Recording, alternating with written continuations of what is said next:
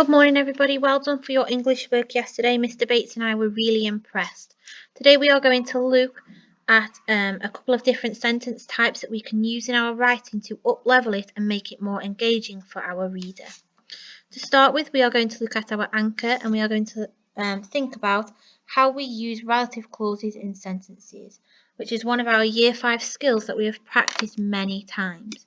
So, as we know, our sentence can begin with a noun, followed by a comma, with some extra information or parenthesis that we use a relative pronoun at the beginning of. So, for example, which, where, or who. Then we follow it with another comma and we finish the sentence off. We also know that if we take the relative clause out, the sentence should still make sense by itself. The examples shown here are cakes, which taste fantastic, are not so good for your health. However, if we take out that relative clause and we say cakes are not so good for your health, that still makes sense. So I'm going to apply that to the characters that we are using, or the story that we are using, so that I can use it in my writing later in the week.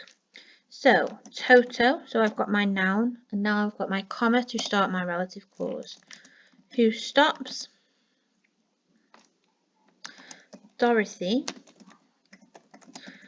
from turning grey, ran through the scorched fields.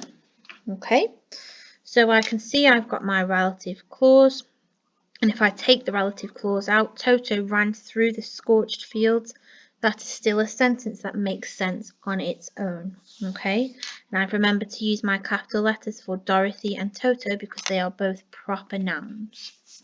Okay, so pause the video and have a go at writing 2 more relative clause sentences, just like mine.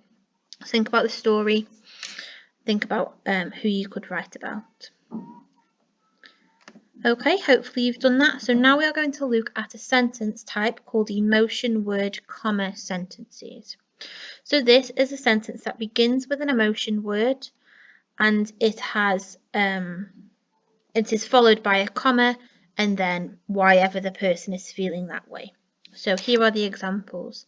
So desperate, so the emotion word is desperate, it's an adjective. Comma, she screamed for help.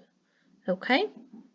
And then another one is terrified. So I've got the emotion word or the adjective followed by a comma. She froze instantly on the spot where she stood. Okay. So because she was terrified, she froze on the spot instantly. So I'm going to show you an example of how we can use this for the Wizard of Oz. So I'm going to think about when she's stuck in the cyclone for mine. So petrified. So I've got my emotion word, then I've got the comma.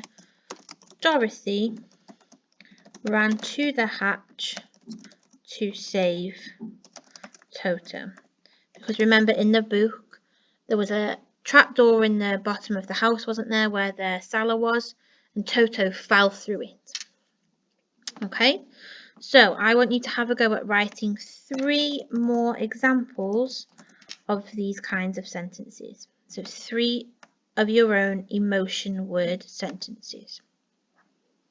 Okay, and then we're going to move on to add, same, add. So this is where we have 2 identical adjectives used in the same sentence, one after each other. So the example given here is, he was a fast runner. Fast because he needed to be. It was a silent town. Silent because all the residents had fled. So we have the adjective, we have the comma, we repeat the adjective, and we use the word because. So again, let me show you in our context. So I have got Dorothy was a lonely girl. So I've got my adjective, I've got my comma, I'm repeating the adjective, so lonely, and I need to use the word because. She had nobody to talk to or to talk to. That's fine. Okay. So again, using this prompt here and my example, create 3 examples of your own that apply to the Wizard of Oz.